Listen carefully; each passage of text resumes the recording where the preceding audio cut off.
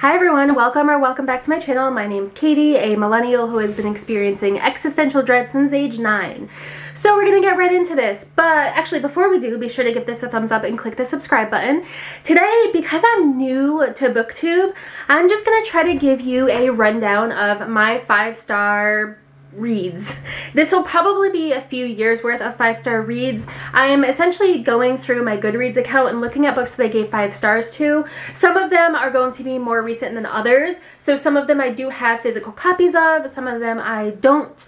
I'll put a picture on the screen if I can. If not, I'll, write the words. Anyway, I said we're going to get right into it. So, we're going to start with this. Handle with Care by Jodi Picoult. So, she became my favorite author when I was in college. And I actually did, also read for fun in college on top of all my work. I don't know. So, the first book I read by her was not this. It was actually called Perfect Match, which actually is a 5-star book of hers as well.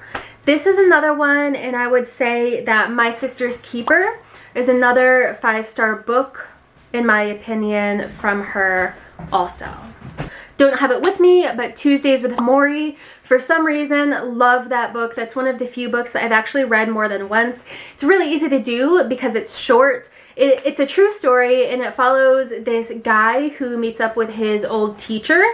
And they spend every Tuesday together. This old teacher is dying and, kind of gives them life lessons along the way. I don't know why, I just really like it. It's kind of inspirational. It's a good book. Sorry, one more Jodi Picoult 5-star book is going to be 19 Minutes. That is actually about a school shooting, but it is pretty well written. Alright, this is a more recent one, Lies My Teacher Told Me. So this is essentially a history book, but a lot of this, a good amount of this is actually citations, so it's not quite as long as it looks. And even if you don't want to read it all in one sitting, if you want to, spread it out, but basically, so this much is citations. So don't be too scared of it, but it's a lot of history that we are taught as Americans in school is not completely accurate. The schools kind of skirt around some of the more difficult things, but sometimes those more difficult things are very important to know, to be able to know your accurate history, because you need to know history if you want to be able to understand why things are the way they are now. So anyway, Lies My Teacher Told Me, that's my endorsement for that book. For an older book, 1984 by George Orwell. I don't know that I need to say anything more about that book. The House in the Cerulean Sea. I didn't think I was gonna like this, but it actually ended up being so good, and I actually ended up not being able to put it down because I really wanted to find out what was going to happen to the characters. And it's kind of like a fantasy-ish, which is not something that I normally am into, but I feel like he did a good job with this. So it's basically this guy who works with magical children. The magical children might get sent to a home, and the children who are sent to this particular home are disturbed. I don't know if that's the right word, but so he is sent to this house of magical children to basically find out what's going on in this house, and he makes friends with the headmaster of the house, and he goes on to learn about the children, and it's kind of a heartwarming book, so that is a 5-star read for me. Another more recent one, American Exceptionalism and American Innocence. So this is obviously a nonfiction book, but this, I don't even know what to say about it. If it's something you're interested in, probably look it up and decide if it's for you. But basically, it talks a lot about how, the United States also has propaganda that's not just a North Korea thing or, a Soviet Union thing. And it's something very important to be aware of. And if you're not aware of it, you should be. And if you're not embarrassed by some of the things that the United States does, then you might be after you read this. I don't know. A book that I read literally in high school is called Reviving Ophelia. So it's a psychiatrist's book about I think it was about a bunch of I just remember really liking it. Case studies about girls that she has worked with, girls specifically, in like mental illnesses that they have, and just kind of documenting those. I don't really remember too many details, but I remember I liked it and I gave it a 5-star on my Goodreads, so we're gonna go with it. Okay, there's this other book that I read in college, and it's called All Love's Excelling by Josiah Bunting. I don't know why, but I loved this book, but it literally has a 3.25 average on Goodreads, so I don't know. It's about a girl who graduates high school, and then she goes for a year to like a prep school in the United States, and she goes for a year to a prep school in order to get into a Ivy League college, and she's just under so much stress and so much pressure, and it just documents her journey with that. I loved it at the time. I couldn't tell you why. Sorry for the cut in that video. My dogs were really whining, like they really needed to go outside, so I had to stop and take them out because it wasn't fair, and they went right away, so they really did have to go. So the next book I'm going to talk about is for my Goodreads list. It's called The Shack. I don't really remember all the details. I gave it 5 stars. On Goodreads it has a 3.78 average, but I remember being very, like, I don't know the word. I just remember really liking that book. Sorry about my dogs making all kinds of noise in the background. Climate Justice is a more recent book. It's a book I had to read for school. It is by a former president of Ireland. But it goes through a bunch of different people's stories about climate change and things that they noticed in their own countries, and I don't really know how else to describe it. I talk about it a little bit more on my October wrap-up, so go watch that. The Metamorphosis by Kafka. I don't know why, but I'm just in love with that short story. So it basically is, if I remember correctly, so this was something I read a long time ago, and I gave it 5 stars, and I remember liking it. And it's about a guy who like turns into a beetle and watches his life, but like he's a beetle. Obviously it has like a bigger meaning. It's something I'm gonna have to read again. I actually did just like recently pick that up at a book sale for my husband because I think it's something that he would like to read, but I'll probably take it and read it again as well. Another book that I really liked that doesn't get good ratings has a 3.77 average on Goodreads, but it's called A Map of the Known World. Again, this isn't something that I really remember too many details of, so like maybe it's not a 5-star book if I, you know, don't remember all the details of it, but at the time I remember really liking it. So I mean, you can always, you know, look up the synopsis of the book and see if it's something you'd be interested in reading. Let's see, a more recent book is called The Undocumented Americans. So this is about a girl, she actually lives in Connecticut, which is my home state where I live, and she just writes about her experience as being a DACA recipient and her parents being undocumented and all the struggles that you have to go through when you are undocumented. It's really not easy. It's not free stuff. It's not handouts like people think it is. And so I think it's important for people to really learn these perspectives. And I mean, this is a short enough book and it was pretty eye-opening. So I really like this book. Okay, in 6th grade, I read The Giver. Actually, our teacher read it to us. She read like a little bit every day at the end of class, and I just remember loving it. And I do really like dystopian futuristic novels. That's one of the things that I mostly, one of like my top genres that I really like to read is dystopian. So that would explain why I liked that book so much and why I'd probably still like it a lot now if I read it now. Oh my goodness, my dogs are making so much noise. Sorry. Okay, the Wayside School series. Read these in 3rd grade. I was in love with them. I bought copies. Obviously, these are not the copies I had from 3rd grade. I bought these for like nostalgia and just because honestly, I love these. They're so lighthearted and I just love them. Okay, I just had to shut my door because my dog is just like squeaking a ball out there, running around going crazy now that they got to go out to the bathroom. Anyway, the next book on my list is going to be A Man Called Ove.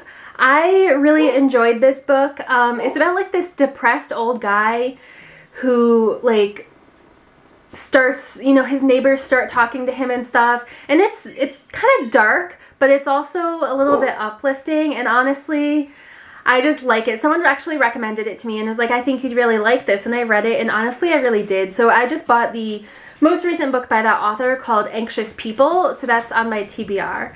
Educated by Tara Westover. I like memoirs. That is another genre that I really like.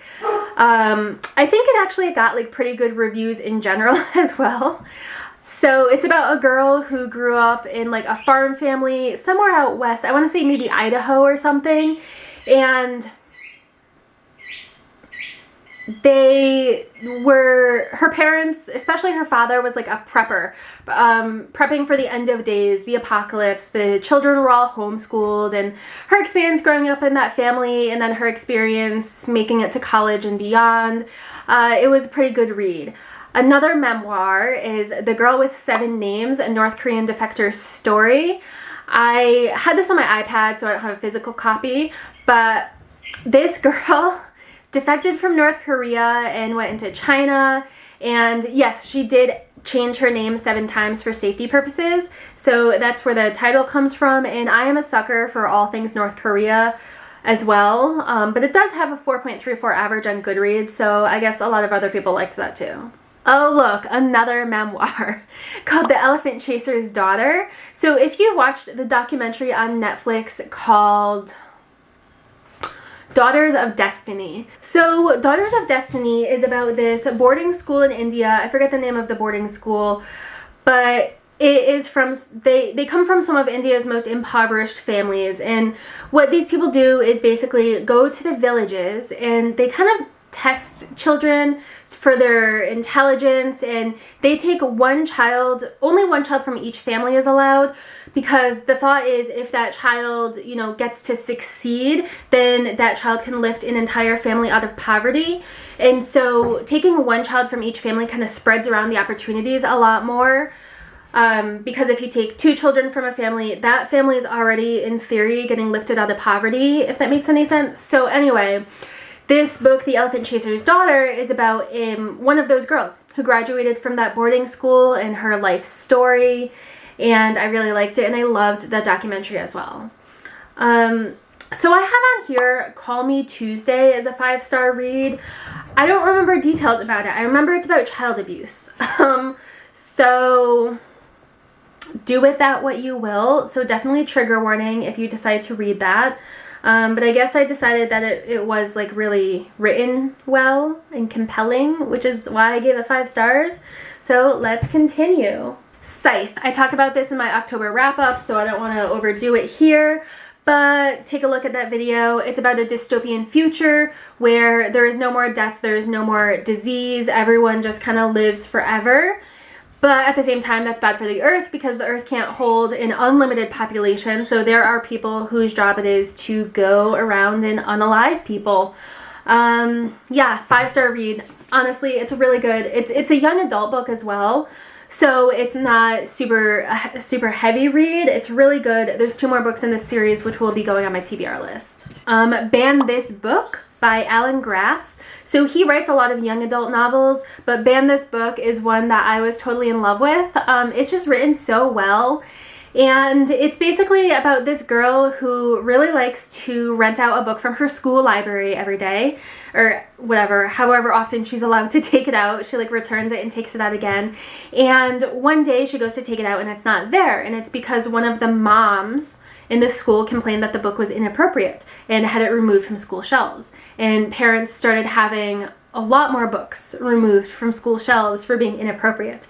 And so this girl kind of, you know, I don't want to give too much away, but she figures out how to deal with these parents and her favorite book.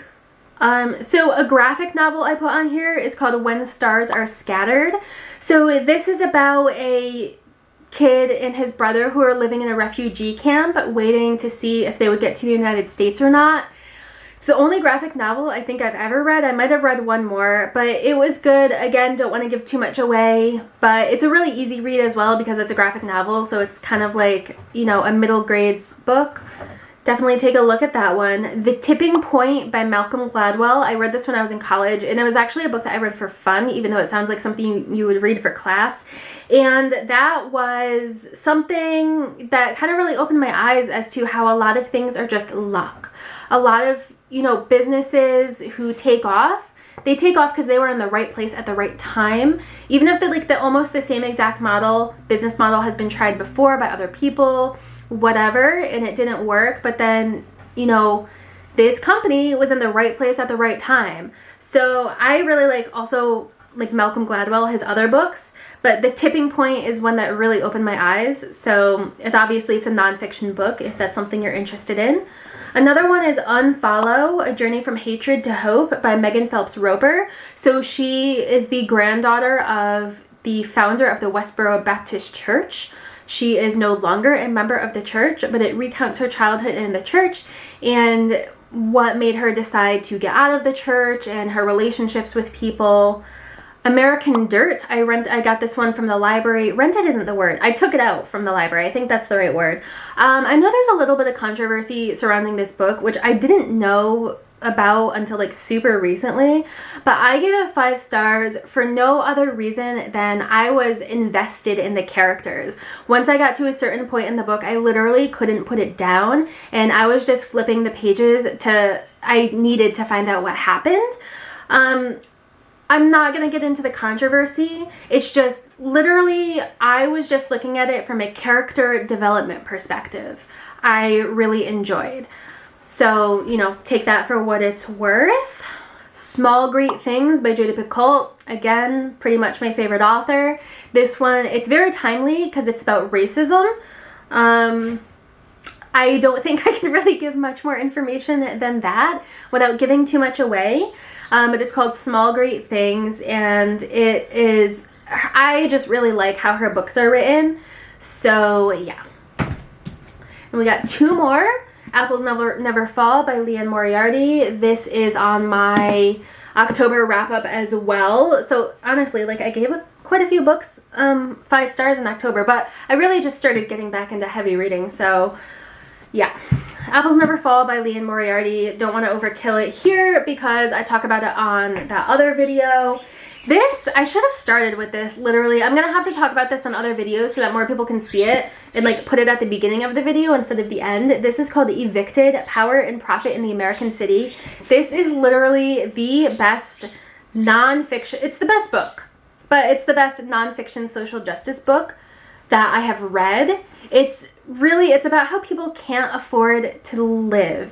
And it's so easy to judge people without hearing their stories. And so this is the stories of like, I don't know, 5 or so different people and what they go through.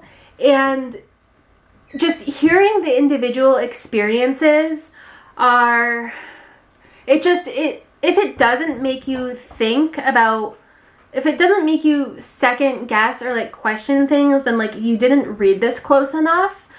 This really gives a lot of perspective. If you have ever said like, you know, they should just like work harder or get another job, or they should this or that, read this. This is the #1 book. So that's my 5-star books. I hope you enjoyed. Please let me know down below if any of these are also your 5-star books, because I would like to know. Also, if you have a similar taste in books to me, if you have any recommendations, I would love to hear those. Again, be sure to give this a thumbs up, subscribe, and I hope to see you soon.